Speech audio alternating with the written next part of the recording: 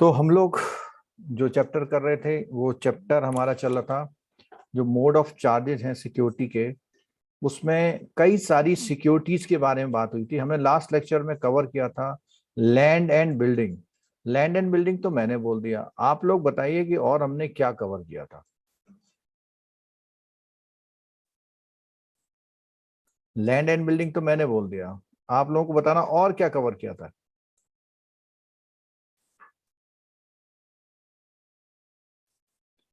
Topic से connect होने की कोशिश कीजिए, साइलेंसी ठीक नहीं है। सर गुड्स लिया था। वेरी गुड, हमने एक गुड्स लिया था। और बताओ, टाइटल बुक में देख के बता दो, कोई इशू नहीं है, लेकिन कम से कम पता तो लगे आप लोग यहाँ क्यों बैठे हैं। Unpaid vendors right off stoppage. ठीक है, और मतलब हमने लैंड एंड बिल्डिंग और गुड्स दो ही चीज ली थी नहीं सर, कि मैंने आपको एक विशेष चीज बताई थी और बोला भी था आप लोगों को ये चीज अच्छी लगेगी। शेयर वाला भी लिया था, शेयर और क्या बॉन्ड। शेयर का भी लिया था, और शेयर के हम एक पॉइंट पे अटके थे। वो कोई बता सकता है क्या पॉइंट था जहां हम अटके थे? Employee of the organisation. वो एम्प्लॉय कोटा वाला था। हाँ, एम्प्लॉय कोटा वाला। उसमें कोई डाउट अगर रह गया है तो आप बोलिए, क्योंकि मैं कल उसमें कंक्लूजन में पहुंच गया था और उसमें बिल्कुल क्लियर था कि कोई भी बैंक अपने शेयर्स के लिए एम्प्लॉय को लोन, बोलिए, देती है, नहीं देती, दे सकती, नहीं दे सकती। अगर उसे देना है तो क्या करना होगा? सिर्फ कोटा में अगर आएगा कि एम्प्लॉय कोटा में अगर वो शेयर इशू करती है तो ही दे सकती है, और नॉर्मल अगर आईपीओ आया हुआ है तो उसमें वो अपने स्टाफ के लिए कोई भी आईपीओ के लिए लोन नहीं देगी। ये बात बहुत क्लियर हुई या नहीं हुई? यस सर, वो एक्चुअली क्लियर। क्योंकि उसमें केवल दो वर्ड्स का फर्क था, उसका नाम था एम्प्लॉय कोटा। क्या था उसका नाम? एम्प्लॉय कोटा। मतलब किसी भी केस में नहीं दे सकती ऐसा? नहीं, ये बोला हुआ है कि बैंक अपने शेयर के अगेंस्ट फाइनेंस नहीं कर सकता, एक पॉइंट है। और दूसरा पॉइंट है, वो कर सकता है अगर उसने वो शेयर्स अपने एम्प्लॉय को ही एक कोटा के फॉर्म में दिए हुए हैं। उसमें कोटा दिया है कि इतना आईपीओ आया, उसमें से 20% शेयर मैं अपने एम्प्लॉय को दूंगा। अगर वो 20% शेयर अपने एम्प्लॉय को दे रहा है तो उसके अगेंस्ट वो फाइनेंसिंग कर सकता है, जो हमने 90% वाली पढ़ी थी। और कोई डाउट इसमें?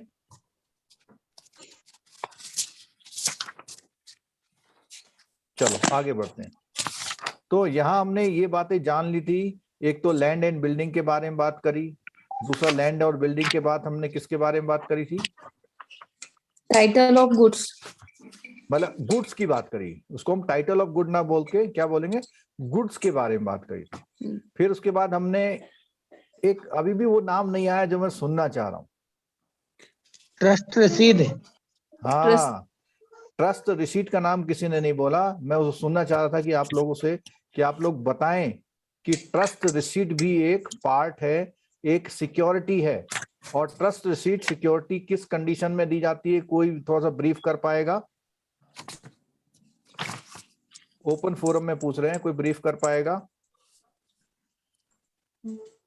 सर उसके अगेंस्ट जब लोन ऑन दिया जाता है और उसका अगर मतलब बिक्री नहीं हो या कुछ भी समझ ले, तो उसको कस्टमर को वापस दे दिया जाता है और कस्टमर बेच के पैसा देगा उसका गुड्स का। मतलब कहना चाहिए ऐसी सिक्योरिटी जो आपने अपनी कस्टडी में रखी थी एज ए सिक्योरिटी, और वो किसी लोन के अगेंस्ट में थी, उस लोन को लिक्विडेट करने के लिए उस सिक्योरिटी को बोरोवर को वापस दे दिया जाता है कि आप इसको सेल करो, और सेल करने के बाद उसका जो पैसा आएगा वो आप हमको देंगे। ठीक है। अच्छा, इसके अलावा क्या हमने असाइनमेंट के बारे में पढ़ा था? बोलिए, असाइनमेंट के बारे में पढ़ा था?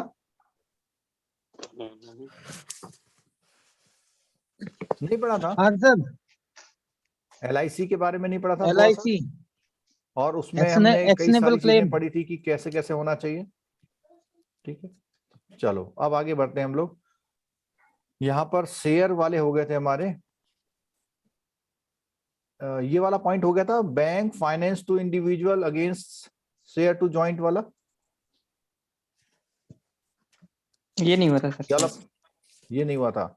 और ये 10 पॉइंट हमारे हो गए थे ना हमारे पास।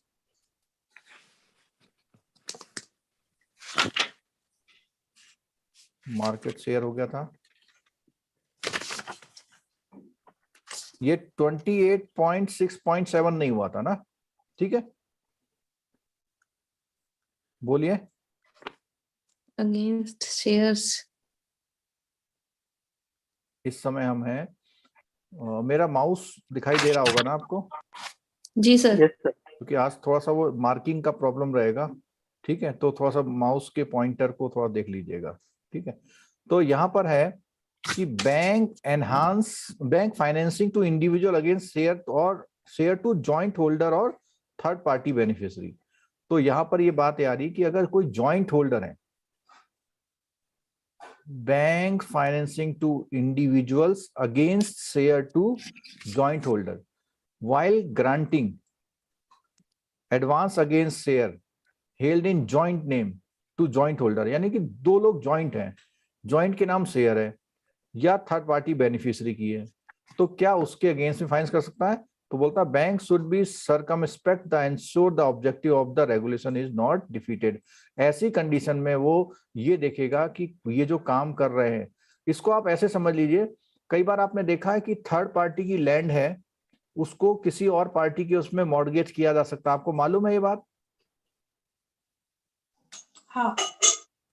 तो इसी तरह से ये वाला पॉइंट है, गारंटी में किया जा शेयर सकता है। किसी और का है और आप उसको लोन किसी और को दे रहे हैं। हाँ पूछिए, क्या पूछ रहे हैं?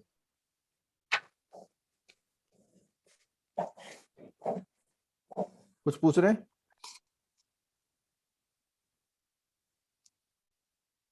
नहीं सर। कुछ नहीं पूछ रहे।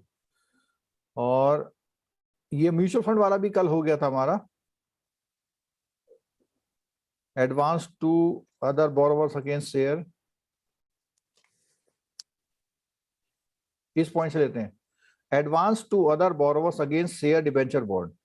तो इसमें क्या बोला? The question of granting advance against primary security of shares and debenture including promoter share to industrial corporate और other borrowers should not normally arise. क्या बोला इसने? इस पॉइंट को समझिए। Question of granting advance against primary security of shares and debentures including promoter shares to industrial corporate और other borrowers, यानी अगर जो हमने ऊपर वाला काम बोला वही काम किसी इंडस्ट्री, कॉर्पोरेट या अदर बोरोवर्स को होगा, तो उस कंडीशन में आप क्या करेंगे? Should not normally arise. However, such security can be accepted as collateral। तो इसने यहां पर प्राइमरी सिक्योरिटी को मना किया, लेकिन कोलेटरल की तरह लेने को क्या बोल दिया? ओके कराया। तो उसने कहा ऐसे शेयर्स को प्राइमरी सिक्योरिटी की तरह ना लेकर के कोलेटरल सिक्योरिटी की तरह ले सकते हैं for secured loan granted as working capital और for other productive purpose for the borrower other NBFC. तो यहाँ पर एक बात सुन लीजिएगा कि अगर कभी भी वो अपने शेयर के अगेंस्ट को एक कोलेटरल रख के लोन लेता है तो दे देंगे, लेकिन उसका पर्पज होना चाहिए कि उसको अपनी वर्किंग कैपिटल को फुलफिल करना है, इसलिए दे रहे हैं। ठीक है,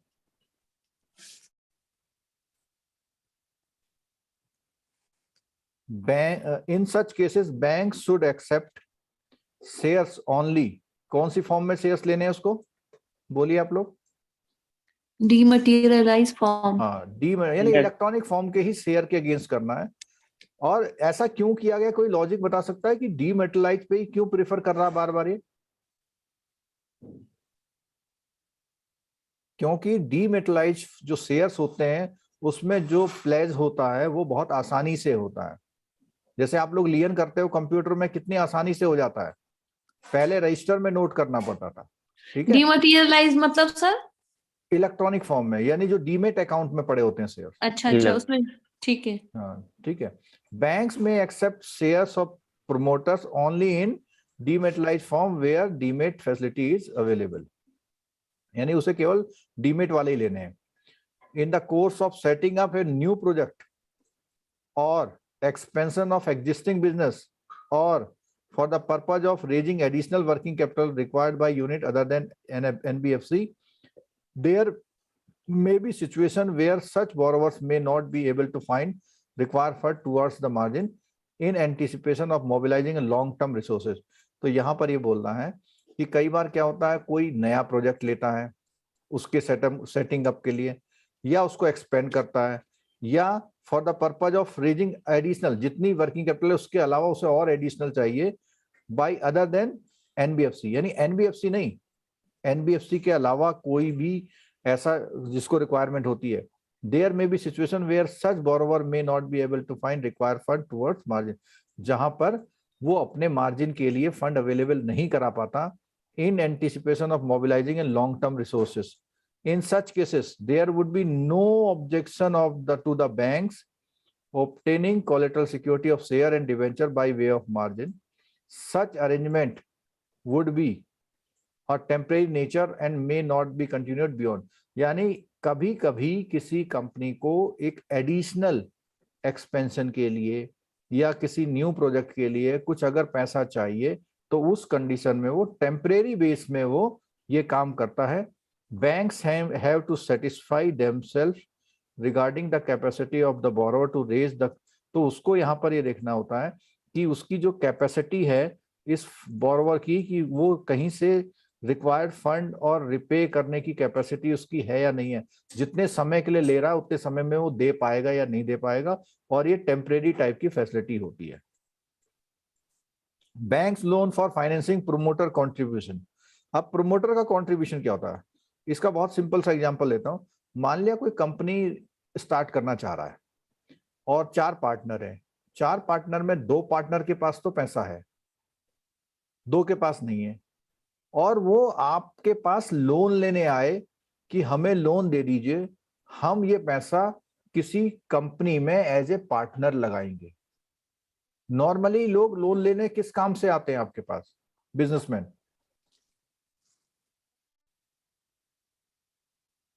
नॉर्मली बिजनेसमैन लोन आपसे लेने आते हैं, किस काम के लिए लेने आते हैं? अपना बिजनेस एक्सपेंड करने के लिए। बिजनेस एक्सपेंड करने के लिए, मशीनरी खरीदने के लिए, रॉ मटेरियल खरीदने के लिए आते हैं ना। यहाँ ये बोल रहा है कि वो इसलिए लोन लेने आ रहे हैं आपसे और कह रहे हैं आपसे कि इस पैसे का क्या यूज करेंगे, क्या बोल रहे हो? किसी फार्म में लगाएंगे, कि किसी फर्म में एज ए पार्टनर लगाएंगे। वो कोई कुछ सामान नहीं खरीद रहे वहां से, वहां एज ए पार्टनर लगाएंगे। तो उस कंडीशन में क्या उसकी बातें हैं, तो वो चीजें, loan sanction to corporate against the security of shares as far as possible demat share for meeting promoters contribution to the entity of new companies in anticipation of raising resources। तो ये बार बार ये लाइन आ रही है। तो यहाँ पर पहला point है कि यो कोई न्यू कंपनी में पैसा लगाना चाहता है और आपसे पैसा ले रहा है, और अपने शेयर को कैसे दे रहा है? अपने शेयर को मैंने हाईलाइट किया वहां पे, एज ए सिक्योरिटी। हाँ, एज ए सिक्योरिटी। अपने पास जो शेयर है उनको क्या कर रहा है, आपके पास दे रहा है, और उस पैसे को लेके वो दूसरी कंपनी में लगा रहा है। पहले से उसके पास शेयर्स हैं, वो दूसरी कंपनी में लगा रहा है। तो और वो क्यों लगा रहा है कि मैं रिसोर्सेस रेज करूंगा। रिसोर्सेस का मतलब कि उस कंपनी के जो रिसोर्सेस हैं उनका इस्तेमाल अपनी कंपनी में करूंगा, क्योंकि जब वो एज ए पार्टनर लगाएगा तो कुछ अपना काम भी करा सकता है। वो अलग बात है कि उसके लिए पेमेंट देना पड़ेगा उसे। Should be treated as banks investment in share, यानी ये माना जाएगा कि बैंक ने जिस शेयर के अगेंस्ट में फाइनेंस किया है, तो इसका मतलब बैंक ने उन शेयर्स में इन्वेस्टमेंट किया है। और ये वाला पॉइंट क्यों पूछ रहा है, क्यों बोल रहा है, बताओ जरा। वो बैंक्स के इन्वेस्टमेंट की तरह क्यों ट्रीट कर रहा है? क्योंकि वो खुद के शेयर्स हैं उसके। नहीं, बिल्कुल नहीं है। डायरेक्ट बैंक का एक्सपोजर हो रहा है उसके पास। हाँ, एक्सपोजर, ये वर्ड जो आपने बोला, मेरा इसका बार बार कहना यह है कि एक्सपोजर हो रहा है, यानी वो किसी कंपनी में क्या कर रहा है, इन्वेस्ट कर रहा है। इन्वेस्ट कर रहा है। हाँ, उसने हिस्सेदारी। शुरू में बोला था कि एक्सपोजर की डेफिनेशन में उसने बोला था एक्सपोजर क्या होता है, उसने बोलता है एक्सपोजर वो होता है जिसमें वो किसी भी तरह की टांग फंसा ले, यानी अपना जो मनी है उसको कहीं एज ए पार्टनर लगा ले, उनके शेयर खरीद ले, या उनके शेयर के अगेंस्ट क्या कर दे, लोन। हाँ, शेयर के अगेंस्ट लोन करना भी यही माना जाता है कि आप क्या कर रहे, आपका एक्सपोजर वो हो रहा है। ठीक है, उसको भी क्या करते, एक्सपोजर करते। ठीक है, तो यहां पर यही पॉइंट इंपॉर्टेंट है कि as a bank investment in shares, ठीक है, which would be with this come under the ceiling of कितने परसेंट, 40%। ठीक है, और वो जो 40% होगा वो पिछले ईयर की मार्च की जो बैलेंस शीट होती है उसके अकॉर्डिंग हो रहा। ठीक है, banks total exposure including both fund base and non fund base of the capital market in all for.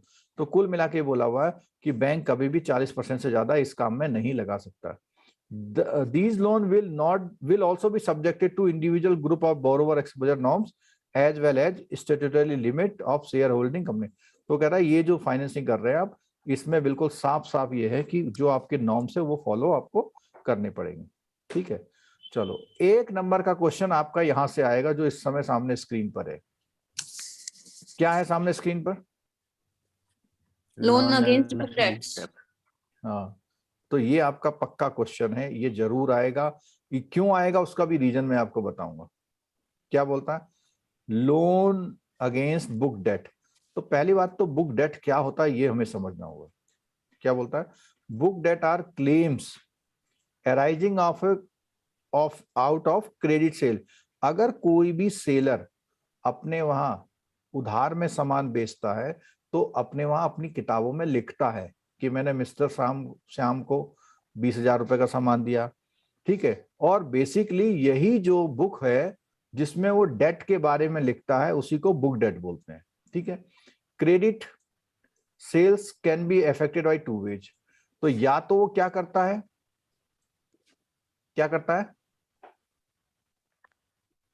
आपसे रिक्वेस्ट है कि स्क्रीन पर कंसंट्रेट रहें, बिल्कुल दाएं बाएं की बातों पर ध्यान मत दें। छोटे छोटे क्वेश्चन वहां गलत होते हैं, फिर बड़ा अफसोस होता है कि 50 नंबर नहीं आए। By drawing bills, by drawing debiting. Bills को समझाओ, क्या होता है ड्राइंग बिल्स? ड्राइंग बिल्स मतलब वो बिल अभी पे होने हैं उसको, जो उसने उधार दे रखा है। इसको उसने सिंपल बोलते हैं बिल ऑफ एक्सचेंज। हम्म, क्या बोलते हैं?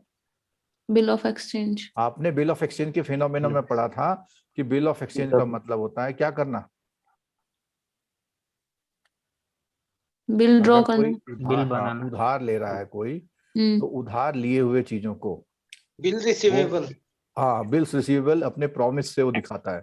ठीक है, दूसरा है by debiting the purchaser account.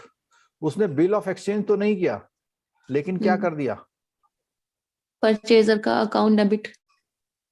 मतलब जो अपने वहां बुक बना रखी है उस बुक में क्या किया उसने, सिंपल परचेजर का अकाउंट क्या कर दिया, डेबिट कर दिया, लिख दिया। राम का खाता बना रखा उसने, वो आपसे 10,000 का सामान लिया तो आपने उसके अकाउंट में 10,000 रुपए डेबिट मार दिए।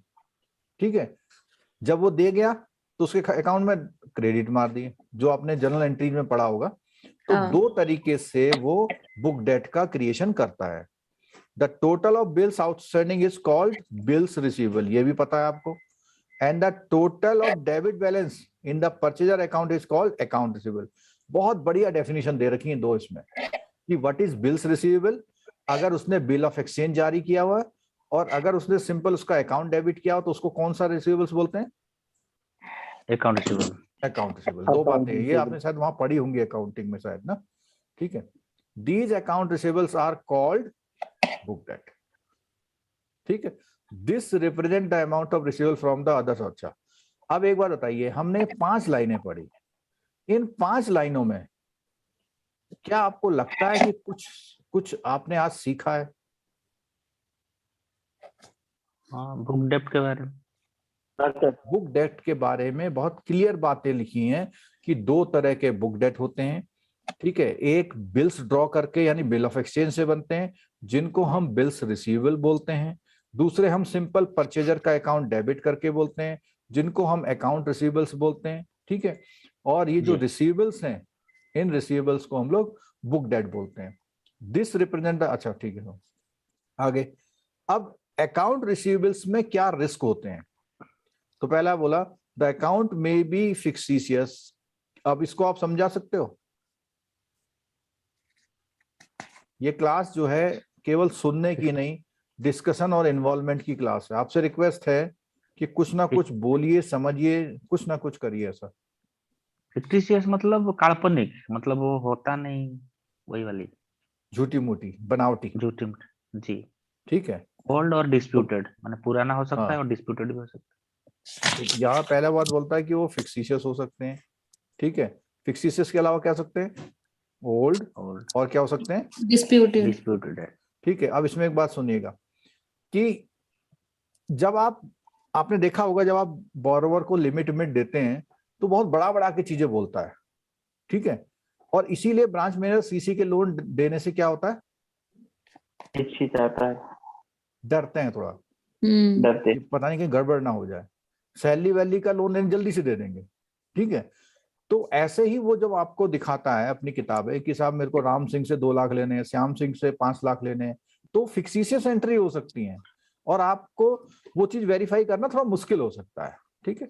The integrity of the borrower may not warrant the risk, means जो आपका बोरोवर है उसकी जो इंटीग्रिटी है, मे नॉट मतलब इंटीग्रिटी से आपको लग सकता है कि रिस्क नहीं है, जबकि रिस्क वास्तव में होता है। The proceeds may not be turned over the bank for the credit of the borrower's account।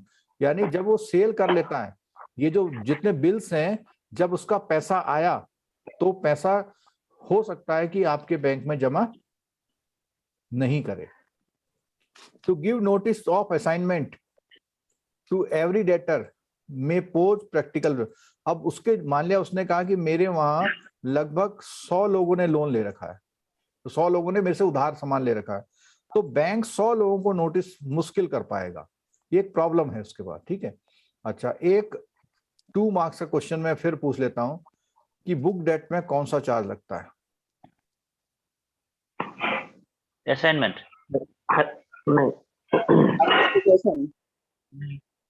है हाइपोथिकेशन नहीं सर, प्लेज प्लेज दोनों लगते हैं। Hypothesis and assignment. हाँ, ये क्वेश्चन कई बार आया हुआ है और ये आपकी बुक में भी कहीं एक लाइन आएगी, तब मैं उस समय आपको बताऊंगा कि देखो ये लिखा हुआ हाइपोथिकेशन और प्लेज। हाँ नहीं, हाइपोथिकेशन है ना, असाइनमेंट यहाँ लिखा हुआ देखो, notice of assignment. Yes sir, yes. ये बुक डेट में 2 तरह के चार्ज लगते हैं, बुक डेट में हाइपोथिकेशन या असाइनमेंट दोनों लग जाते हैं, ठीक है। सर मुझे अब ये 2 नंबर पसंद नहीं, वो समझ नहीं आया, द इंटीग्रिटी वाला, कौन सा वाला? इसी का सेकंड वाला the number. Integrity of the borrower may not warrant the risk, यानी जो आप बोरोवर की इंटीग्रिटी समझ रहे हैं ना, उसमें आपको लग सकता है या उसमें पता नहीं लग सकता कि उसका रिस्क कितना है। वो सही कह रहा है, नहीं कह रहा है ना? मतलब जी, ये जी। कहना चाह रहा है कि आप बोरोवर की इंटीग्रिटी के हिसाब से उसका रिस्क नहीं एसेस कर सकते, या ऐसे कह लो, सिंपल से ऐसे कह लो कि बोरोवर की इंटीग्रिटी का कोई चेक नहीं है। कोई ब्लड टेस्ट से हो सकता है क्या? सर ऐसे लोन अभी बोरोवर दिए अच्छा है, जाते बात कर रहा है, ठीक है।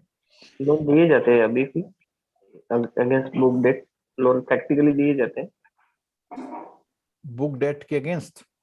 चलो इसका कोई हाँ। आंसर दे सकता है? मैं कह रहा हूं दिए जाते हैं। अब आप बताइए। सर दिए बिल जाते हैं बिल रिसीवेबल होगा तो दे सकते हैं। बिल नहीं, डिस्काउंटिंग, ये पूछ रहे हैं, ये बिल पूछ रहे हैं डिस्काउंटिंग आजकल होगा कोई ना? देता है क्या? हाँ। सर जो सीसी लिमिट देते हैं हम, हम्म, तो वो उसकी जो जो रिपोर्ट होती है इनकम टैक्स रिटर्न उसके अकॉर्डिंग देख के देते हैं ना, उसमें वो प्रॉफिट ना, लॉस तो जो वो दिखाता है। हाँ वो देते हैं, लेकिन वो बुक डेट के अगेंस्ट नहीं हुआ।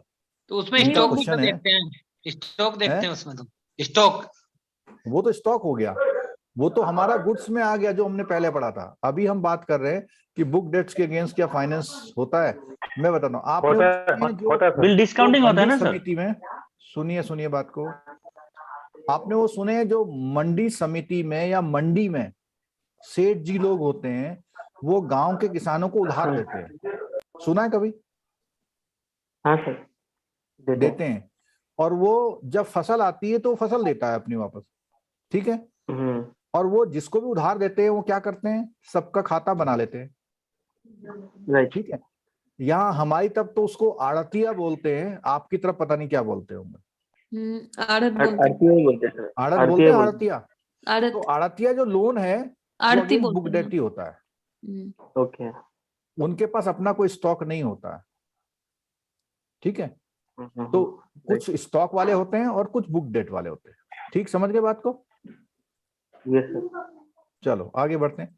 Factors to be consider while advance, और बुक डेट जब एडवांस दे रहे हो तो कौन कौन से पॉइंट देखने हैं? तो पहली बात तो integrity of the borrower should be par excellence, मतलब विद बियॉन्ड डाउट होनी चाहिए। Hence a thorough investigation of the borrower should be done and only the credit worthiness of the borrower is found satisfactory, तभी आपको वो देना है, ठीक है। यानी हमें खुद ही उसकी मतलब वो करना है, प्री सैंक्शन जो होता है वो वो तो पीएसएस टाइप। सबके में करना होता है, नहीं, पहले सेटिस्फेक्शन के लिए कि ये सही है वो बंदा। सबके में करना होता है, ये तो खाली लिख दी उसने बात। मतलब इसका मतलब ये है कि एक स्पेशल वो करनी है आपने, ठीक है। जांच। हाँ, स्पेशल वो रखना है कि भाई ये गड़बड़ तो नहीं हो जाएगा, ठीक है। वही पूछना है आसपास के लोगों से, यानी हाँ वो तो एक कॉमन वो है, कोई लोन दे रहे हैं तो ऐसा ही करना पड़ता है, आस पास के दाएं बाएं से सब भी, ठीक है। चलो आगे देखो।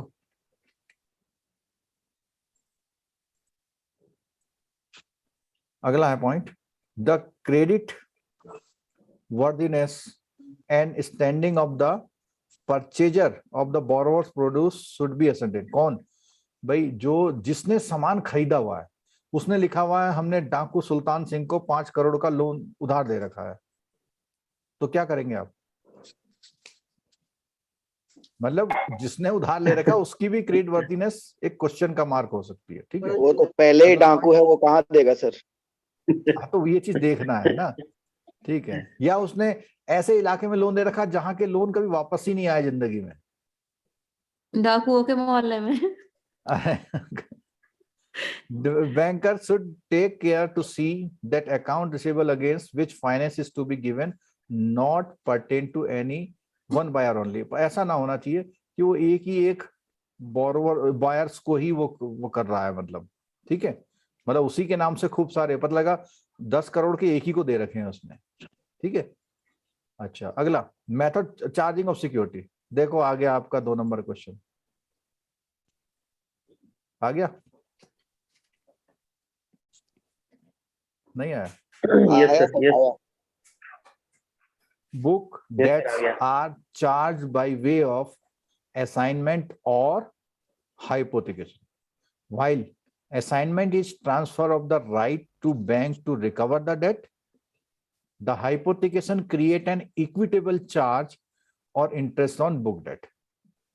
मेरी बात समझ में आई? फिर बताते हैं कि जितना सर उसने ये और उधार रहेगा लिया दोनों रहेगा? है, ये और रहेगा या दोनों रहेगा? और जैसा मर्जी हो, दोनों में से कोई भी। दोनों में से Okay. कोई भी, ठीक है। असाइनमेंट में जो बोरोवर हैं उनसे रिकवरी करने का राइट भी देता है वो। हाइपोथिकेशन में वो उनसे रिकवरी का राइट नहीं देता। समझ में आई बात? कैसे, दोबारा बता दीजिए। ऐसा है, उसने 10 लोगों के नाम रखे हुए अपने किताब में लिखे हुए, ठीक और है। बैंक से बोल रहा है कि मैंने इन 10 लोगों को 2 करोड़ रुपए दे रखा है, ठीक है। अब वो पैसा नहीं दे रहे, तो बैंक उनके पास नहीं जा सकता।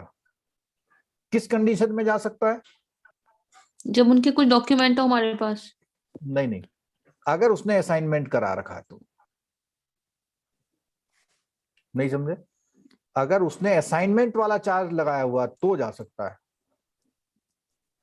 यानी उसने जितने लोगों को भी उधार दिया है, ठीक है, उनके लिए बैंक को पावर दे दी है कि आप उन बैंक मतलब खुद को उसने बैंक को असाइन कर दिया है कि भैया इनका एक्शनेबल क्लेम। अच्छा हाँ, एक पॉइंट और आया, एक्शनेबल क्लेम का पॉइंट। हम जब असाइनमेंट पढ़ रहे थे तो हम बार बार एक्शनेबल क्लेम को बोल रहे थे ना? हाँ सर, नहीं बोल रहे थे? बोल रहे थे सर, देखो, बोल रहे थे। मेरी आपसे एक बहुत स्पेशल बोल रिक्वेस्ट रहे है। थे। हमारी रिक्वेस्ट ये है कि आप हमारी क्लास को जब ले रहे हैं तो चीजों को कम से कम 5 साल तक तो याद रखें। मींस मैं जो भी आपको बोलता हूं बहुत उसमें प्रैक्टिकलिटी और कॉन्सेप्ट मिला हुआ रहता है। जब हम असाइनमेंट को पढ़ रहे थे तो वहां हम एक्शनेबल क्लेम को पढ़ रहे थे, ठीक है।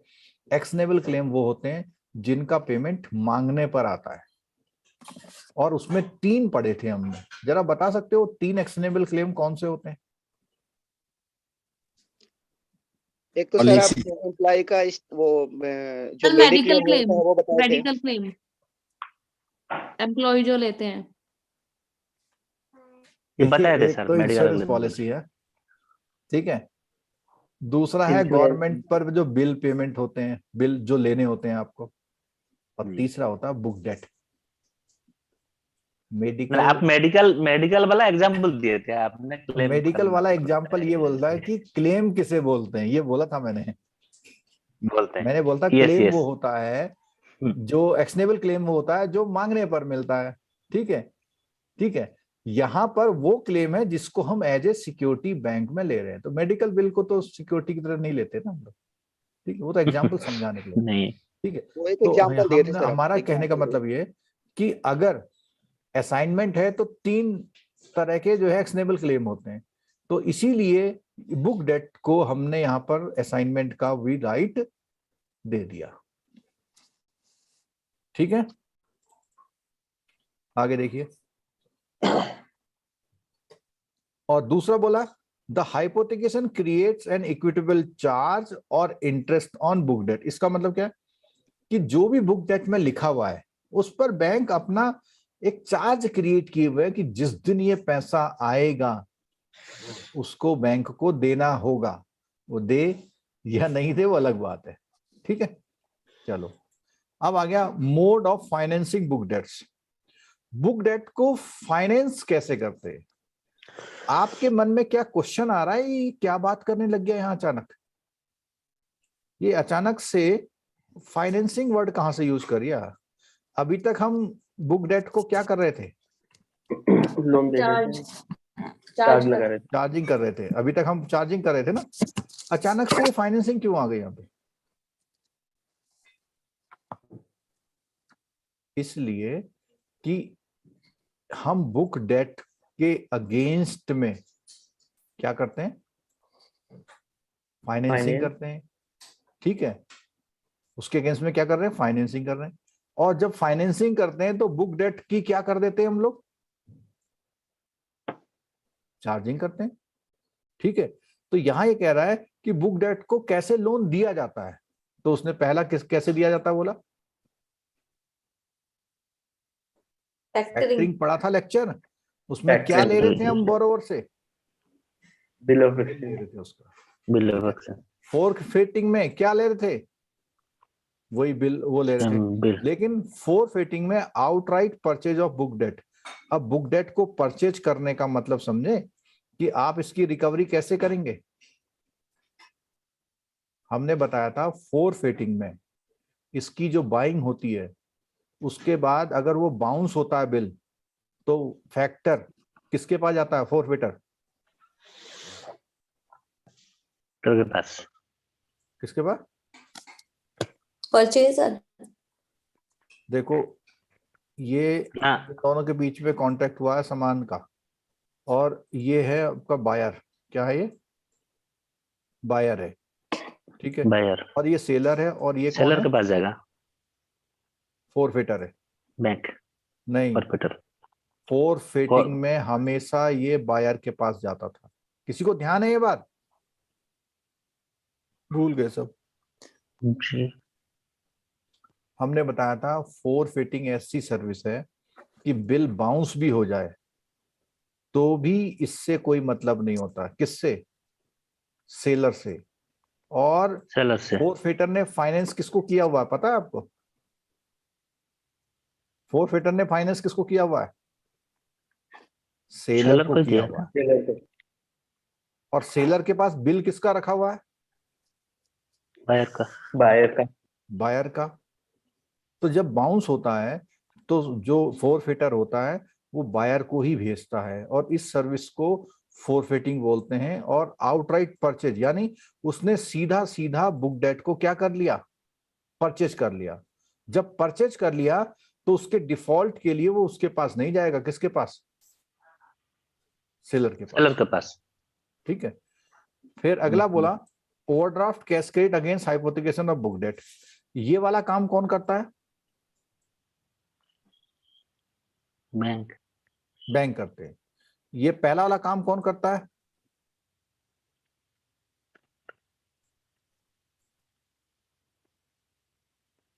Export and import sir.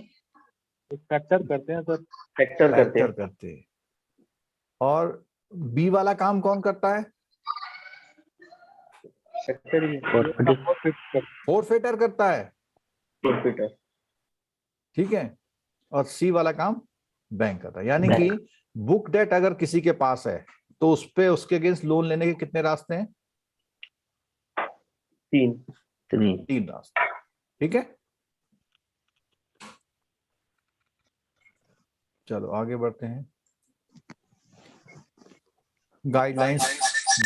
The facility should be restricted to first class borrower. सबको नहीं देना है। ठीक है। whose integrity and creditworthiness are beyond question.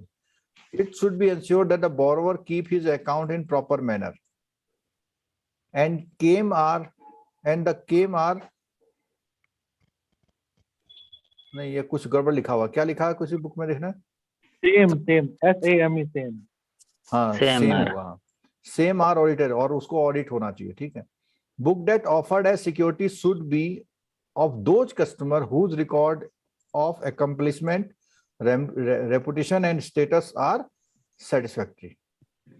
The borrower should have an effective debt collection and control mechanism. यानी जिसको आप दे रहे हैं वो उसको एक आदत होनी चाहिए क्या करने की? मतलब जो उसको दे रहे हैं उसको आदत होनी चाहिए कि अगर उसका कोई पैसा ले गया है तो पैसा वापस लेने का भी पावर उसके पास होना चाहिए। ठीक है। चलो आगे। Age of the book debts. ये क्वेश्चन है बहुत इंपॉर्टेंट भाई। कितना लिखा हुआ है इसमें? 50%। 6 month। नहीं, एज 6 month और मार्जिन क्या है? 50%। 50%। अच्छा, आप लोग सब लोग रेट ऑफ इंटरेस्ट भी ज्यादा होता होगा है? रेट ऑफ इंटरेस्ट भी ज्यादा होता होगा ना इसका? वो रेट ऑफ इंटरेस्ट चलो एक अलग पॉलिसी मैटर है। ठीक है। लेकिन मैं ये कह रहा था कि आप लोगों के बैंक में प्रमोशन के एग्जाम होते हैं। ठीक है। और आप लोग JIB में हैं। कोई ऐसा भी है जो बहुत सीनियर है इसमें? अधिकतर 5 to 10 ईयर वाले होंगे। सर मेरे को 13 इयर्स हो गए। 13 ईयर, कोई बात नहीं। इसमें किसी तरह का वो मत लेना, दिल पे मत लेना बात है, क्योंकि अभी आप पढ़ रहे हैं तो अभी आप JIB करेंगे। आपने पहले हो सकता है भरा नहीं हो, और बहुत सारे कारण होते हैं, फैमिली सर्कमस्टांसेस होते हैं, कई सारी चीजें होती हैं, पहले नहीं भर पाते हम लोग। अभी आप कर रहे हैं। तो ये मेरा क्वेश्चन इसलिए पूछने का था, आपके बैंक में कोई भी अड़हतिया को लोन देने की स्कीम है? उसे कोई बता सकता है? कोई भी बैंक वाला? अड़ाकिया। अड़हतिया ही बोलते हैं, आप पता नहीं आपके वहां क्या बोलते हैं। स्टेट बैंक में तो स्टेट बैंक से है कोई? यस सर मैं हूँ। तो इसमें अड़हतिया स्कीम नहीं है क्या? सर होती है पर मुझे नहीं पता इसके बारे चलो, में। कोई फाइनेंस में जो बैठते हैं एडवांसेस उन्हें पता होता है। ठीक है। SME एडवांस जो करते हैं, तो उसमें भी उन्होंने यही कंडीशन लगा रखी है। क्या लगा रखी है कि 6 महीने से पुराना अगर लेनदारी है उसको फाइनेंस नहीं करते। ठीक है, दूसरी बात, और उसमें मार्जिन भी 50% है उस स्कीम में, आप जाके देखिएगा उसका लॉजिक यहां से भी होता है। ठीक है, और सर यहाँ 3 मंथ लिखा है, उसने बोला some bank, more than 3 month. नहीं सम बैंक्स लिखा हुआ, सम बैंक्स, मतलब कुछ उससे बैंक पहले 6 महीने। 3 का भी बड़ा नहीं लेते, कुछ लोग तो जो है 6 से बड़ा नहीं लेते हैं, कुछ लोग 3 से बड़ा भी नहीं लेते, ये कह रहा है। ठीक है, चलो अगला पॉइंट आया, वेरिफिकेशन ऑफ बुक डेट कैसे करेंगे। तो जो आपने सेल्स इनवॉइस काटी है, तो आजकल तो क्या है, आप जीएसटी देख सकते हैं। अगर जीएसटी समेत किसी का बिल काट रहा है तो मजाक में तो काट नहीं रहा होगा, क्योंकि उतना जीएसटी जमा कर रहा होगा। ठीक है, debtor ledger are to be verified to ascertain overdue। ठीक है, overdue receivable position, overdue debtor, reason for long outstanding, if any, possibility of recovery, verification of the list of buyers to ascertain whether a major share of the sales to a single। तो ये अभी पहले point भी आया था हमारा कि कभी भी एक को ज्यादा लोन नहीं दिया होना चाहिए उसने। ठीक है, if so market opinion of them is to, और अगर एक को दिया है तो उसके बारे में ओपिनियन ले ली जाए। If sales are to sister concern, अब ये भी है, देखो इसमें पता क्या हो सकता है, मान लिया ए और बी दो कंपनियां हैं, और पता लगा ए और बी दोनों सिस्टर कंसर्न का मतलब होता है मेजर शेयर होल्डर या तो रिलेटिव होते हैं या सेम होते हैं, उसको सिस्टर कंसर्न बोलते हैं। ठीक है, तो वो क्या करेंगे, ए ने बी के नाम 2 करोड़ की इनवॉइस काट दी। कितने काट दी? 2 करोड़ की। और बैंक से कितने का फाइनेंस ले लिया? 1 करोड़, क्योंकि 50% है ना, और दोनों लोग भाग गए। पॉइंट समझ रहे हैं इस बात का? इसलिए सिस्टर कंसर्न का अगर बुक डेट है तो थोड़ा सा जरा चेक कर लेते हैं। The sales invoice and the modalities of transaction affected, verification of realisation of such receivable become a necessity. Check कर लेना। It is to be ensured that all book debt have arisen of a genuine trade transaction and do not comprise lending transaction to the following nature. मतलब कहने वाला कि कुछ genuine trade हो रहा है तो बिल होता, ठीक है। अब पता लगा क्या है, उसने सामान तो कुछ नहीं दिया है लेकिन खाली बिल काट रखा है। ठीक है, it is to be ensured that all book debts have arisen out of genuine trade, do not comprise lending transaction and the following nature। तो कौन कौन से नेचर है? Transaction with sister concern not related with the business activity, जो मैंने अभी बताया था। और इसने एक बात और बोली है, क्या इंपॉर्टेंट एम्फेसिस दिया कि सिस्टर कंसर्न से तो हो सकता है लेकिन वो बिजनेस एक्टिविटी से रिलेटेड नहीं था। यानी आप कार बना रहे हैं और आपकी सिस्टर कंसर्न टायर बनाती है, तो क्या उधार हो सकता है ऐसा?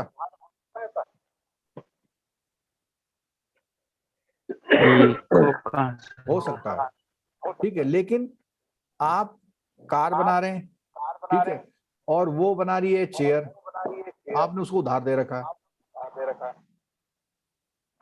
ये किसी का माइक खुला हुआ है क्या?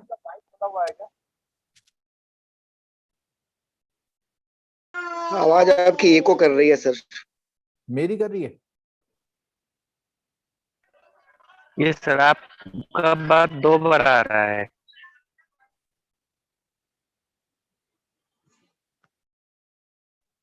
हेलो नहीं सर, आपका तो आवाज बराबर आ रहा है। हेलो, अभी एक बार है? नहीं डबल ही है। नहीं 2 बार ही दो बार आ रहा है सर, 2 बार। नहीं तो आप में से किसी का माइक खुला हुआ भाई।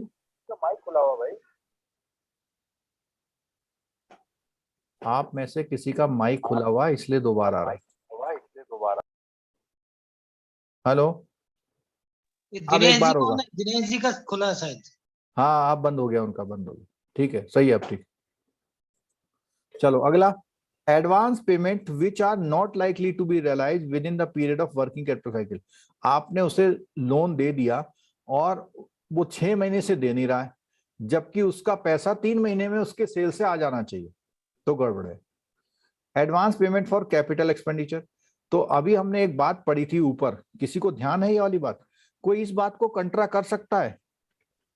ये जो ये वाला पॉइंट है, इस पॉइंट को कहीं पर पहले किसी और तरह से लिखा था या कुछ और बात लिखी थी लोन देने के लिए?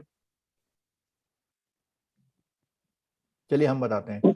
एक जगह लिखा था कि वो केवल शॉर्ट टर्म और वर्किंग कैपिटल के लिए ही दिए जाएंगे, कैपिटल एक्सपेंडिचर के लिए कभी भी बुक डेट के अगेंस्ट फाइनेंस नहीं करते।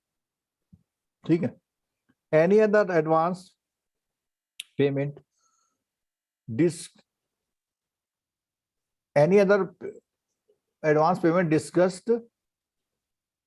As debtor arising out of sale transaction। हाँ, यहां इसका मतलब क्या हुआ? एनी अदर एडवांस पेमेंट, ये वर्ड यही लिखा हुआ है बुक में, देख जरा। सही है sir, any other advance payments है। पूरा लाइन पढ़िए तो। Any other advance payments discussed as debtor arising out of sale transaction। नहीं, ये डिस्कस की स्पेलिंग यही है? स्पेलिंग सही है सर। इसका क्या मतलब हुआ? Any other, any other advance payment discussed या डिस्कस तो नहीं होगा। As debtor, Sir, it is correct, sir. Disguised means which is hidden, which is not clear. अच्छा, मतलब इनका मीनिंग ये बता रही हैं कि जिसका मतलब वो क्लियर नहीं हो, मतलब हिडन ना हो ना, डेटर ना हो,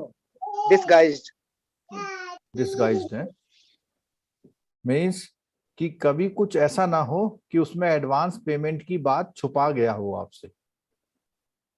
जैसे इसका मतलब समझिए हमें, जैसे कई बार क्या होता है, अगर किसी कस्टमर ने बोला कि उसने 5 करोड़ की सेल कर रखी है और अभी वो उधार है, तो 5 करोड़ में बैंक से कितना ले लेगा?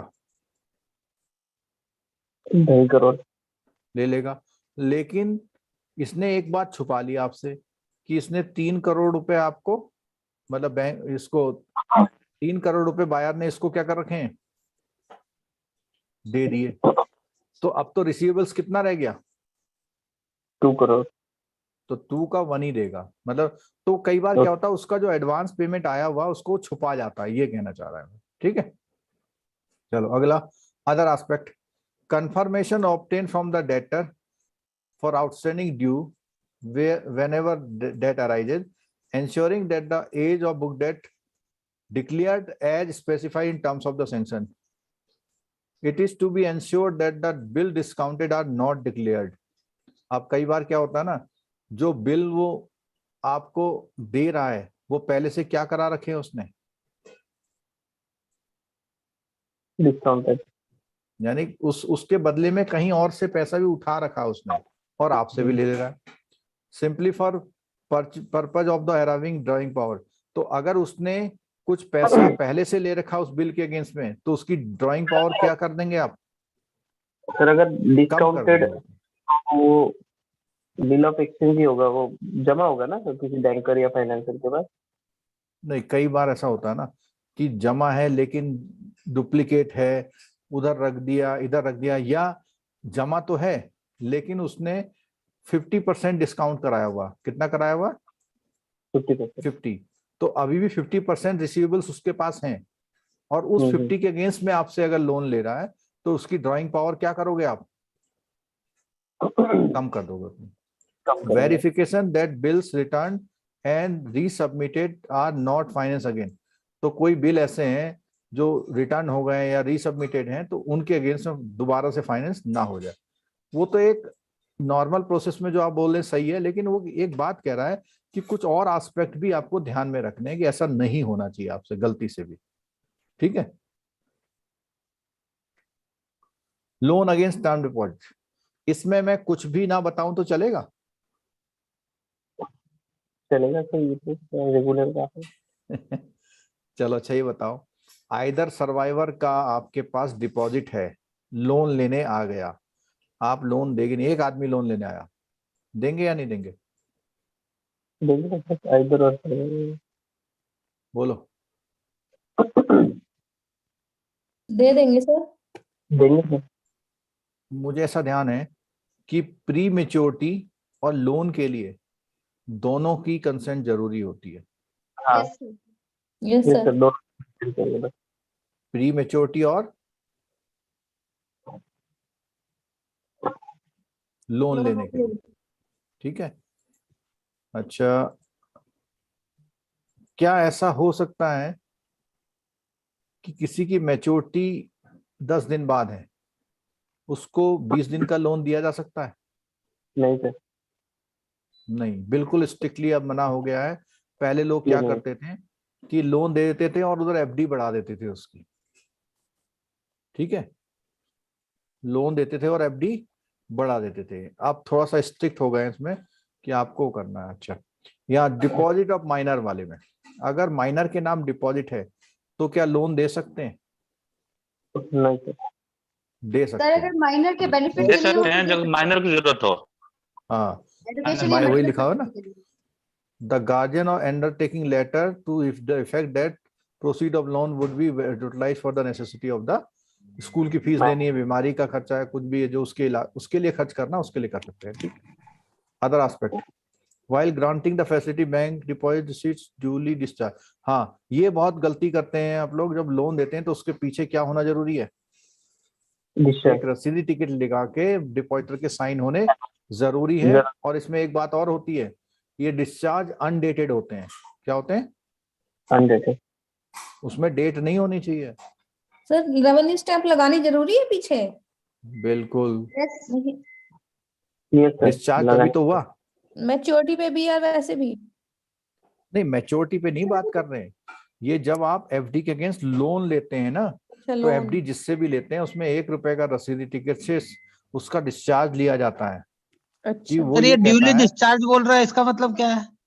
ड्यूली डिस्चार्ज का मतलब प्रॉपरली डिस्चार्ज, उसमें कोई कमी ना हो। वही मैंने बात बोली ना, स्टैंप ड्यूटी लगा, स्टैम्प पेपर 1 रुपए का रेवेन्यू स्टैम्प। आप लोगों के यहाँ है प्रैक्टिस ऐसी? हाँ सर, एक ही हाँ सर, बिना उसके नहीं देते हैं, हाँ सर, रेवेन्यू टिकट जरूरी है। लगवाते हैं। ठीक है। In case of more than one deposit holder, all of them should be discharged the deposit receipt, ठीक है। The depositor should execute necessary loan document in case of more than one depositor, all them should execute, सबको आना पड़ेगा, ठीक है। एक point इसमें लिखा हुआ है, और one of them on the strength of authorization letter given by the depositor who is not executing the document। इसका मतलब समझ में आया किसी को?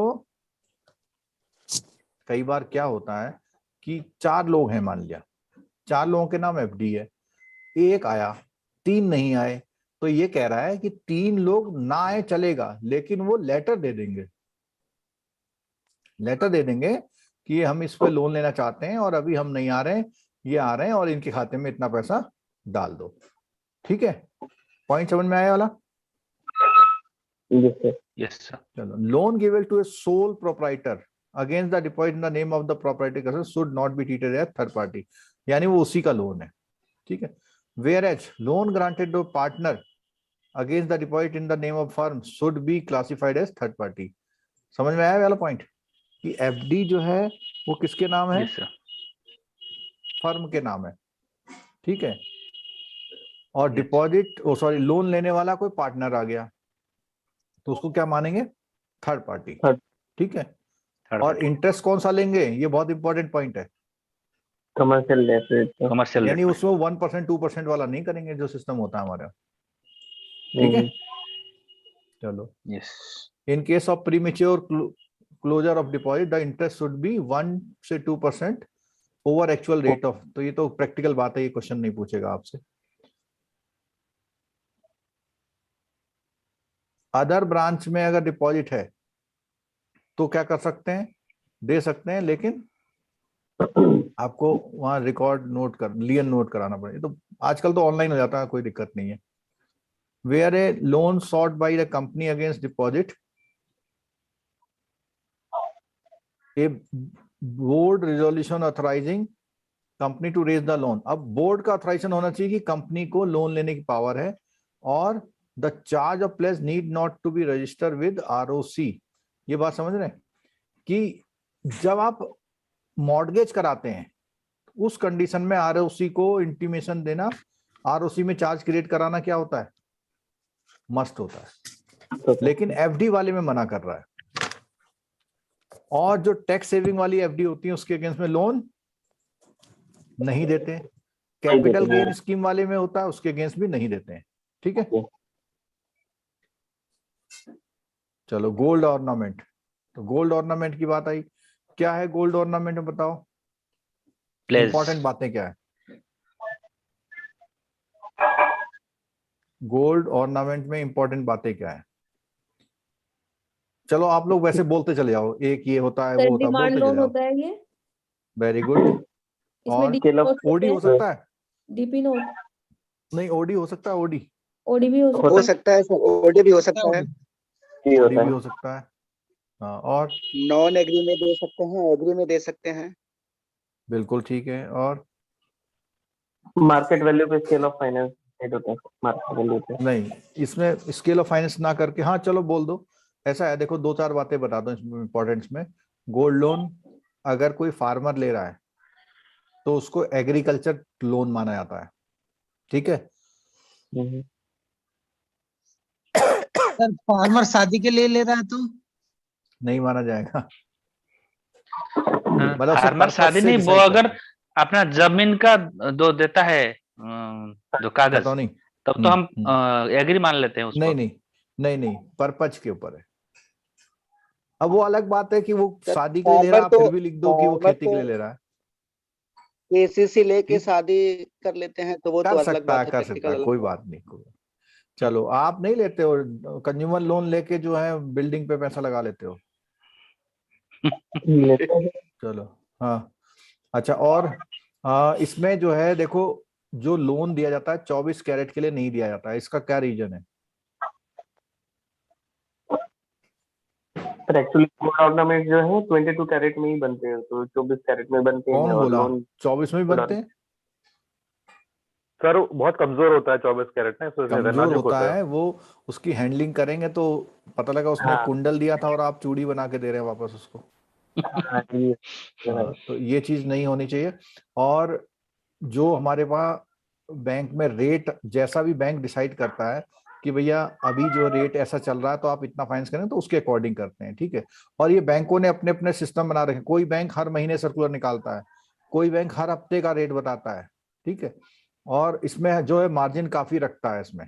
ठीक है, तो इसने बोला हुआ है bank should not exceed 75% of the value of the gold. तो कई बैंक क्या करते हैं, कौन बच्चा बोल रहा है? किसी के वहां भी अगर बच्चे के रोने की आवाज है तो अपना माइक बंद कर ले, रोने हंसने की। ठीक है, तो यहाँ बोला should not exceed 75% of the value of the gold ornament. ठीक है, अभी 90% हो गया था ना सर, ये कोरोना के टाइम पे। नहीं अच्छा, 90 हो नहीं, गया था एक सर। बात और है, सुनो, कोई डिबेट की जरूरत नहीं है कि वो बैंक टू बैंक डिपेंड करता है। ठीक है, ये आरबीआई का नहीं है रूल। ठीक है, दूसरा बैंक टू बैंक और जो वो प्रोडक्ट टू प्रोडक्ट डिपेंड करता है। प्रोडक्ट जैसे एग्री वाले में 85%। हाँ, वो नहीं, कोविड के वजह से 90 हुआ था। नहीं करिए प्लीज। चलो, बैंक जो है 30 डेज का जो Indian Boolean jewellers association limited का जो रेट होता है उसके अकॉर्डिंग वो तय कर लेता है। ठीक है, rate of interest very purpose of the loan. तो जैसे इसने पर्पज में एग्रीकल्चर के लिए अलग देगा और चीजों के लिए अलग देगा। और loan can not be given against the security और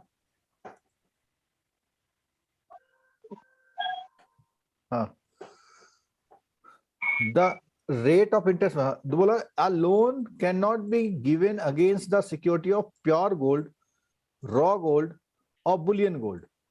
बुलियन गोल्ड को आप ऐसे बोलते हैं सोने के जो बिस्किट्स होते हैं ना, उनके अगेंस्ट में लोन नहीं करता। तो हमेशा आप देखना, आप ऊपर हेडिंग में भी लिखा हुआ है लोन अगेंस्ट, क्या लिखा हुआ है? गोल्ड ऑर्नामेंट गोल्ड ऑर्नामेंट लिखा गोल्ड हुआ है, ऑर्नामेंट। ठीक है। तो जो मैंने 24 कैरेट वाला एग्जांपल दिया वो अगर ऑर्नामेंट है तो दे देगा, लेकिन वो रेट कौन सा लगाता है उसका? 22 22 कैरेट वाला, ठीक है। Repayment period purpose of loan के अकॉर्डिंग रहता है, ठीक है। क्लोजर ऑफ लोन उसमें क्या है? अच्छा एक बात और आती है कि लोन, गोल्ड लोन में कौन सी चार्ज क्रिएट करते हैं? प्लेज ना, प्लेज करते हैं, ठीक है। कई बार क्या होता है, लोग लोन तो बंद कर देते हैं लेकिन अपना गोल्ड बैंक में रखते हैं। क्यों रखते हैं बताओ? Safe custody. हाँ, वो कह रहे हैं फ्री में जो है बिना पैसे दिए गोल्ड रखा हुआ मेरा, 5 साल बाद भी लूंगा तो कौन नहीं देगा मेरे लोन। मेरी आवाज नहीं आ रही क्या? आ रही है सर। आ रही। अच्छा, तो उसका चार्ज भी रिकवर करना है अगर ज्यादा दिन में है।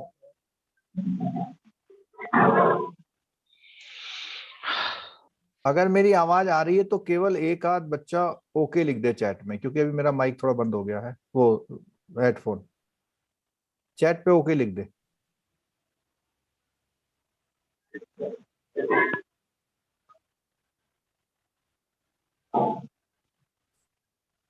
ओके, ठीक है। जब तक वो चालू होता है तो हम बात ऐसी कर लेते हैं। तो यहां पर अगला, इन केस ऑफ डिफॉल्ट, एक minute रुकिएगा। In the case of default or repayment, bank as pledge has the right to sell a ornament pledge in auction. अब यहाँ पर वो ऑक्शन से भी बेच सकता है, प्राइवेट सेल भी कर सकता है, लेकिन उसके लिए क्या है, कहते हैं कि 2 रीजनेबल नोटिस उसको देने चाहिए। और जो नोटिस दिए जाएंगे कौन से एक्ट के कौन से सेक्शन से दिए जाएंगे? Section 176 of Indian contract act के तहत वो देता नोटिस, और उसके बाद जो भी वो लॉस होता है उसको रिकवर करने का अधिकार उसका होता है, ठीक है। और एक पॉइंट ऊपर छूट गया था, ये वो राइट ऑफ जनरल लियन वाला एक्सरसाइज करता है। अगर उसे कुछ पैसा लेना होता है तो उसको जो सेल वगैरह करता है तो ये वाला राइट होता है, ठीक है। The expenses incurred by the bank in connection with notice sale सब वो वसूल कर लेगा। Normally bank appoint appraisers for the purpose. तो जब भी आप लोन देते हैं तो आप क्या करते हैं? आप क्या करते हैं कि कोई अपना बैंक का अप्रूव्ड अप्रेजर होता है, उससे रिपोर्ट लेते हैं, ठीक है। बढ़िया। लोन देने में एक तो सबसे बड़ी प्रॉब्लम आती है कि ये लोन ये गोल्ड है किसका। तो उसके लिए आजकल तो खैर बहुत अच्छा हो गया, काफी प्रॉपर रसीद वगैरह आती हैं, जितने ज्वेलर्स हैं तो एसर्टेन होना थोड़ा सा आसान हो जाता है, ठीक है। लेकिन जो पुराने लोन्स वो गोल्ड होते हैं उनमें ये करना बड़ा मुश्किल हो जाता है, ठीक है। तो ध्यान से करना है आपको। अप्रेजर, अब अप्रेजर की बात है कि बैंक क्या अपॉइंट कर लेगा अप्रेजर को, ठीक है। और श्रॉफ मतलब वही जो सुनार बोलते हैं उसको श्रॉफ भी बोलते हैं, ठीक है। गोल्ड स्मिथ भी बोल देते हैं। तो ज्वेलरी या श्रॉफ जो होता है उससे वैल्यूएशन कराते हैं हम लोग।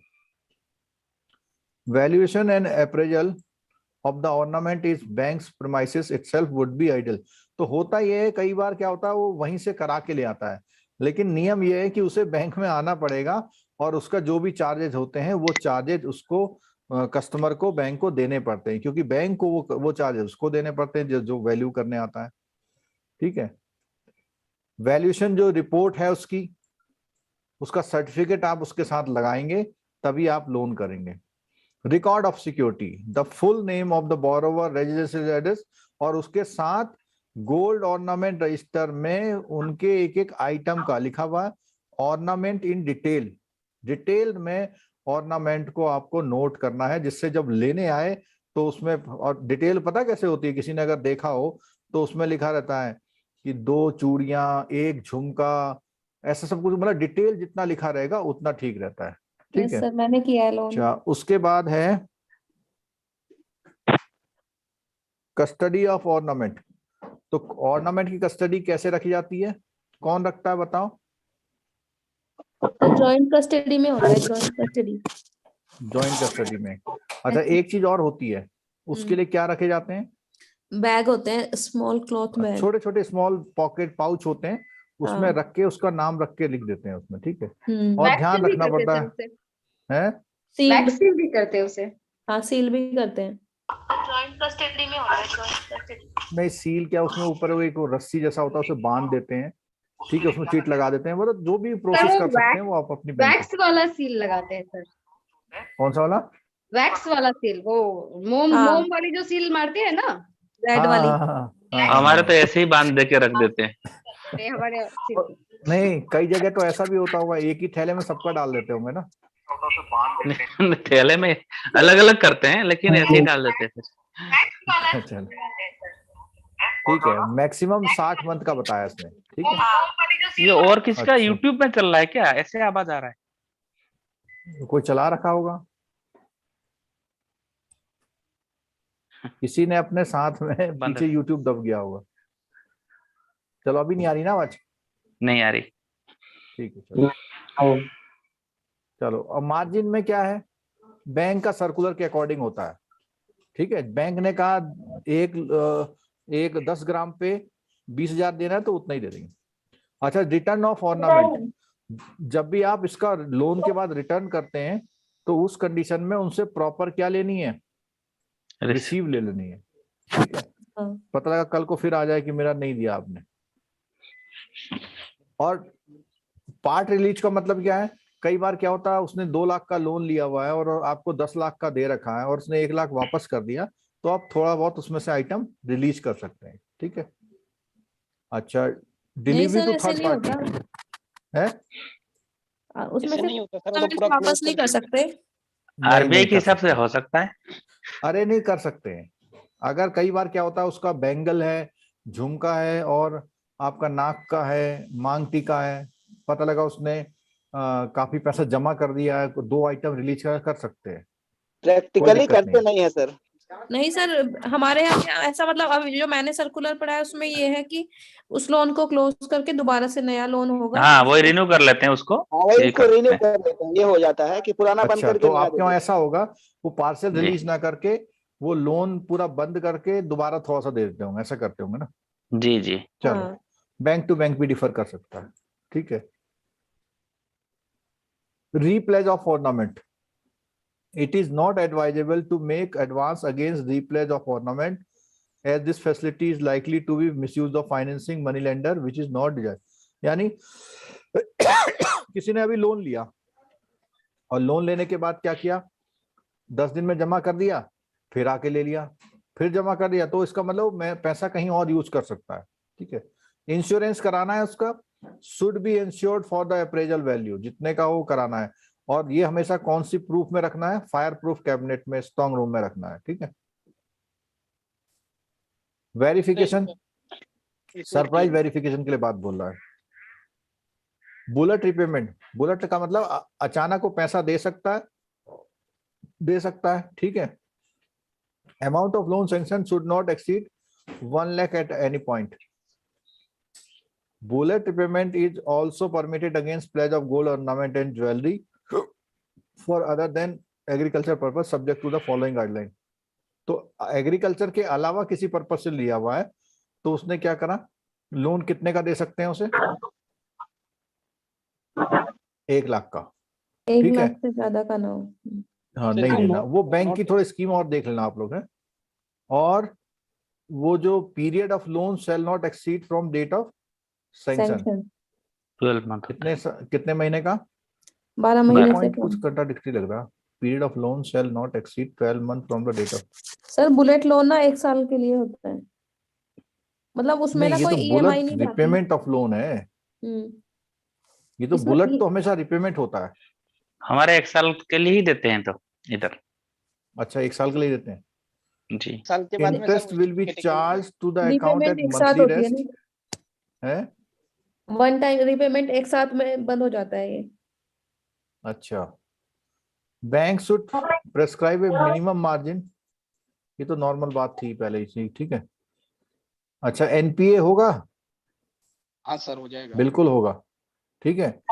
अगर वो even before the due date of repayment if prescribed margin is not met. किस समय होगा एनपीए, जब लोन की वैल्यू और किसकी वैल्यू, मार्जिन, नहीं, लोन की वैल्यू से कम का लोन हो जाए, वो गोल्ड हो जाए, ठीक है। हाँ दिनेश जी आपके घर से कुछ आवाज आ रही है, चलो आगे देखो। सर इसका इंश्योरेंस कैसे रहेगा गोल्ड का अगर चोरी हो जाता है तो? जो वैल्यू है उसका इंश्योरेंस करा के रखना है, थेफ्ट का। कस्टमर को कैसे देना है? कस्टमर को आप क्लेम करेंगे इंश्योरेंस कंपनी से कि हमारा ये सामान चोरी हो गया, कस्टमर को देना है, इंश्योरेंस कंपनी देगी। सर हमारे रिश्तेदार के यहाँ हो गया ऐसा। हाँ हमारी उसमें बताऊं क्या होगा, उसमें बताऊं क्या होगा, बैंक ने इंश्योरेंस नहीं कराया होगा। नहीं वो बैंक वाले भी बोल रहे सर चोरी में। नहीं तो ऐसा है ना, बैंक इंश्योरेंस कराने में चूक कर जाता है ना, अगर इंश्योरेंस नहीं कराया तो बैंक बड़ा दिक्कत में आता है फिर। नहीं कस्टमर को किस बेस पे पैसा मिलेगा? जो कस्टमर को जो वैल्यू है आज की, वो तो आज की वो तो वैल्यू मिल ही क्लेम करेगा। जाएगा, कस्टमर को मिल जाएगा। सर इसमें एक डिफरेंस आता है, एक चेक हाँ। एक चीज रहती है मेकिंग चार्जेस जो उसका ऑर्नामेंट हाँ। बनाता है, तो वो हाँ। डिफरेंस कौन देगा? वो बड़ा दिक्कत देखो हो रहा है। वैसे ये डिपेंड करता है गोल्ड लोन के एग्रीमेंट में कौन कौन सी टर्म्स लिखी हुई। जब वकील पढ़ेगा या मैं पढ़ूंगा ना तब बताऊंगा उसमें क्या मिलेगा क्या नहीं मिलेगा। वो ना, प्योर गोल्ड की वैल्यू तो दे रहे हैं, लेकिन जो मेकिंग हाँ। चार्जेस का जो सुनार लेता है सर, जो भी बनाना हाँ। ऑर्नामेंट हाँ। बना हुआ है, हाँ। तो ऑर्नामेंट बनाई के हाँ। पैसे नहीं मिल रहे मेकिंग चार्ज। नहीं मिलेंगे क्योंकि वो गोल्ड, इंश्योरेंस सही बात कह रहे हैं, मेकिंग चार्ज नहीं मिलेगा, लेकिन वो उसके लिए कोर्ट में जाके कंपनसेशन क्लेम कर सकता है। सर कहेगा गोल्ड कि लोन वो का मेरी, इंश्योरेंस नहीं वो कहेगा कि कंपलसरी? मेरी सास ने दिया था और मैं सास को बहुत प्यार करती हूँ और मेरा जो है बहुत दुखी हो गई हूँ, मुझे तो वही चाहिए। नहीं, वो बनाने का मेकिंग चार्ज बहुत होता है सर। गोल्ड का जो शॉप रहता है वो मेकिंग उसमें charge claim compensation banking ombudsman में जाओ, शिकायत करो, दे देगा। ठीक है, Yes. क्योंकि बैंक के पार्ट में नेग्लिजेंसी है ना।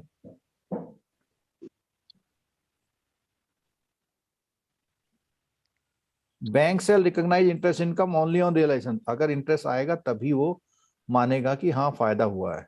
ठीक है, और जो भी एसेट क्लासिफिकेशन के नॉर्म्स हैं उसमें भी एप्लीकेबल होते हैं अगर वो ओवरड्यू हो जाएगा तो। सप्लाई बिल बहुत इंपॉर्टेंट बात है। सप्लाई बिल क्या होते हैं पहले ये जानना चाहिए हमको। इसमें से एक क्वेश्चन आपका पक्का है, बहुत ब्रीफ में बताऊंगा लेकिन पक्का वाला क्वेश्चन बताऊंगा। ऐसा होता है जो गवर्नमेंट ऑर्गेनाइजेशन या पब्लिक सेक्टर अंडरटेकिंग होती हैं वो क्या करती हैं, वो लोन जब अपना काम कराती हैं, काम कराने के साथ आपको एक प्रूफ दे देती है और कहती हैं कि भाई आपने इतना सामान सबमिट कर दिया है, उसका सप्लाई बिल है। वो सप्लाई बिल आपको ये प्रूफ करता है कि आपने उतना सामान दे दिया और आपको अब उसका पेमेंट मिलेगा, भले ही कभी भी मिले। ठीक है, या कोई कॉन्ट्रैक्टर होता है तो कॉन्ट्रैक्टर का जितना काम होते जाता है गवर्नमेंट का इंजीनियर उसको देता रहता है कि अब भाई 10 किलोमीटर की सड़क बन चुकी है, ऐसा बताते जाता है। ठीक है, तो सप्लाई बिल में क्या होता है, ये एक तरह का रिसीवेबल्स होते हैं। क्या होते हैं? रिसीवेबल्स। इनको भी बैंक में रख करके लोन लिया जा सकता है। और सप्लाई बिल दो होते हैं, एक होता है एंटरिम और एक होता है फाइनल। जैसे मान लिया आपको 500 कंप्यूटर देने हैं किसी गवर्नमेंट डिपार्टमेंट को और आपने क्या करा, करीबन 300 पहुंचा दिए, तो 300 का बिल मिल जाएगा। फिर 200 और पहुंचा दिए, 200 का मिल जाएगा। लेकिन वो पूरे अमाउंट का नहीं देते, वो 10-20% कम कर देते हैं उसमें से। क्यों? कि जब भाई पूरा सामान आ जाएगा उसके बाद हम देखेंगे कोई कमी तो नहीं है, ये सब चीजें देखने के बाद वो देते हैं। और जो फाइनली सेटलमेंट होके मिलता है उसको बोलते हैं फाइनल बिल। तो कितने बिल हो गए सप्लाई वाले? एक एंटरिम और दूसरा फाइनल। ठीक है, और ये रेपुटेटेड जो वो होते हैं उनको ही वो करना चाहिए। Although the advance is self liquidating nature, means जैसे ही वहां से पेमेंट आएगा तो आपका लोन पूरा वापस आ जाएगा। लेकिन कभी कभी लंबा समय लग जाता है उसको लेने में। किसको? गवर्नमेंट पेमेंट देने में कभी कभी क्या करती है, लंबा समय लगा देती है, तो कभी कभी वो फंस जाता है आपका। और ये क्लीन एडवांस है। कैसा माना जाता है? क्लीन एडवांस, यानी उसमें रेट ऑफ इंटरेस्ट काफी बैंक अच्छा चार्ज करता है। ठीक है, और बोलता है बैंक में not realise the full amount because of the possibility of counter claim of the right of set off by the government. Right of set off कल बताया था हमने, राइट ऑफ सेटअप का मतलब है गवर्नमेंट अपने किसी देनदारी के बदले में आपका बिल रोक लेती है। जैसे उसने कहा जो आपने सप्लाई दिया था, उस सप्लाई से मेरे 2 एसी खराब हो गए क्योंकि आपके जो इन्वर्टर था उसने गड़बड़ कर दी, ये वो, तो गवर्नमेंट उल्टा काउंटर क्लेम कर सकती है। ठीक है, as the charge only by way of assignment. ये एक क्वेश्चन नोट कर लीजिए, सप्लाई बिल पे कौन सा होता है? असाइनमेंट। असाइनमेंट। मैंने आपको बताया था कि जो गवर्नमेंट से क्लेम लेने होते हैं, बात हुई थी हमारी कहीं बात हुई थी ये वाली? LIC का बता रहे थे सर, उससे में बताया हाँ, था। मैंने बोला गवर्नमेंट से जब भी ड्यू लेना होता है वो सप्लाई बिल होता है, इसीलिए उसका क्या कर रहे हैं हम लोग? असाइनमेंट। ठीक है,